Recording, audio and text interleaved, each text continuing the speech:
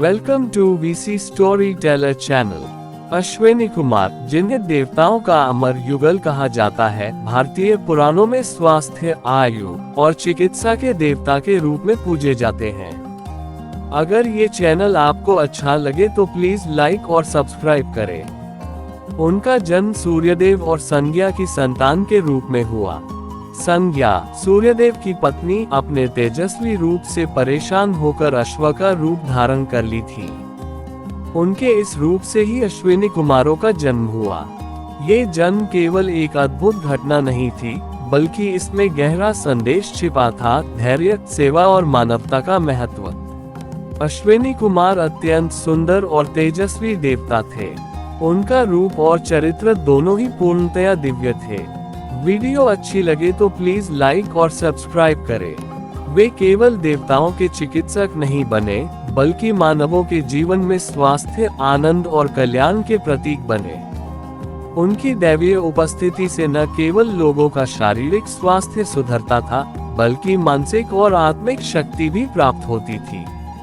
यही कारण है कि उन्हें अमरता का वरदान प्राप्त था। वे मृत्यु के बंधन से परे थे। महाभारत में उनका एक विशेष योगदान था।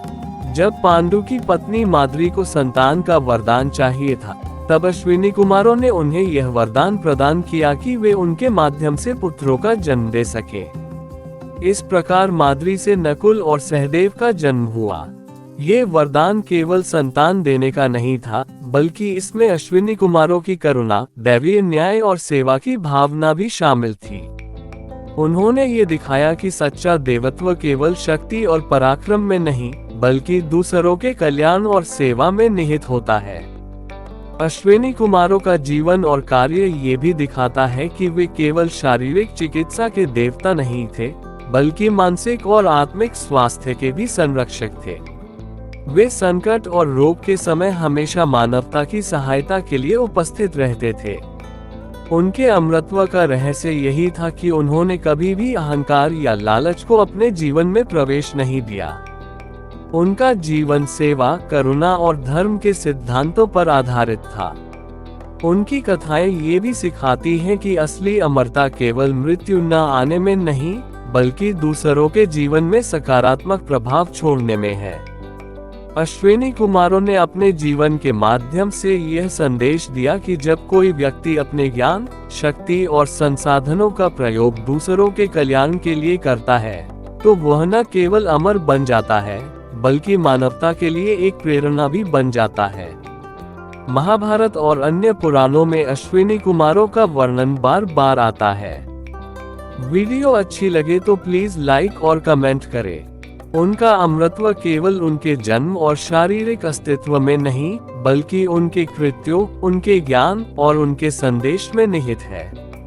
उनका उदाहरण ये स्पष्ट करता है कि देवत्व केवल देवताओं के लिए नहीं, बल्कि उन सभी के लिए है जो मानवता और धर्म के मार्ग पर चलते हैं। अंततः अश्विनी कुमारों की कथा ये साबित करती है कि मृत्यु केवल शरीर के लिए होती है, लेकिन सेवा, करुणा और धर्म के मार्ग पर चलने वाले व्यक्तियों की आत्मा अमर रहती है। उनकी शिक्षाएं आज भी मानवता के लिए मार्गदर्शक हैं, और उनके अमर कार्य हमें ये याद दिलाते हैं कि सच्ची अमरता केवल अपने लाभ के लिए नहीं, बल्कि दूसरों के कल्याण के लिए कार्य करने में है।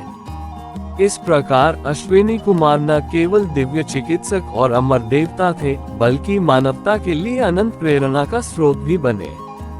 उनके जीवन और कार्य हमें ये सिखाते हैं कि सच्चा धर्म, सेवा और त्याग ही व्यक्ति को वास्तविक अमरता की ओर ले जाता है। अगर ये चैनल आपको अच्छा लगे तो प्लीज लाइक और सब्सक्राइब करें।